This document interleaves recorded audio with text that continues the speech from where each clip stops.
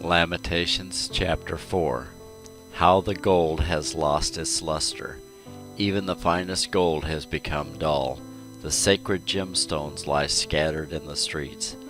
See how the precious children of Jerusalem, worth their weight in fine gold, are now treated like pots of clay, made by a common potter. Even the jackals feed their young, but not my people Israel. They ignore their children's cries like ostriches in the desert. The parched tongues of their little ones stick to the roofs of their mouths in thirst. The children cry for bread, but no one has any to give them. The people who once ate the richest foods now beg in the streets for anything they can get. Those who once wore the finest clothes now search the garbage dumps for food. The guilt of my people is greater than that of Sodom, where utter disaster struck in a moment and no hand offered help. Our princes once glowed with health, brighter than snow, whiter than milk. Their faces were as ruddy as rubies, their appearance like fine jewels. But now their faces are blacker than soot. No one recognizes them in the streets. Their skin sticks to their bones. It is as dry and hard as wood. Those killed by the sword are better off than those who die of hunger. Starving, they waste away for lack of food from the fields. Tender-hearted women have cooked their own children. They have eaten them to survive the siege. But now the anger of the Lord is satisfied. His fierce anger has been poured out. He started a fire in Jerusalem that burned the city to its foundations. Not a king in all the earth, no one in all the world, would have believed that an enemy could march through the gates of Jerusalem. Yet it happened because of the sins of her prophets and the sins of her priests, who defiled the city by shedding innocent blood. They wandered blindly through the streets, so defiled by blood that no one dared touch them. "Get away," the people shouted at them. "You're defiled, don't touch us." So they fled to distant lands and wandered among foreign nations, but none would let them stay. The Lord himself has scattered them, and he no longer helps them. People show no respect for the priests and no longer honor their leaders. We look in vain for our allies to come and save us, but we were looking to nations that could not help us. We couldn't go into the streets without danger to our lives.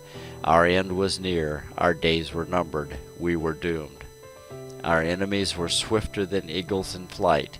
If we fled to the mountains, they found us. If we hid in the wilderness, they were waiting for us here. Our king, the Lord's anointed, the very life of our nation, was caught in their snares. We had thought that his shadow would protect us against any nation on earth. Are you rejoicing in the land of Uz, O people of Edom? But you too must drink from the cup of the Lord's anger. You too will be stripped naked in your drunkenness. Our beautiful Jerusalem, your punishment will end. You will soon return from exile. But Edom, your punishment is just beginning. Soon your many sins will be exposed. Lamentations chapter 5. Lord, remember what has happened to us. See how we have been disgraced. Our inheritance has been turned over to strangers, our homes to foreigners. We are orphaned and fatherless. Our mothers are widowed. We have to pay for water to drink, and even firewood is expensive. Those who pursue us are at our heels. We are exhausted, but are given no rest. We submitted to Egypt and Assyria to get enough food to survive. Our ancestors sinned, but they have died, and we are suffering the punishment they deserved. Slaves have now become our masters. There is no one left to rescue us. We hunt for food at the risk of our lives, for violence rules the countryside. The famine has blackened our skin as though baked in an oven.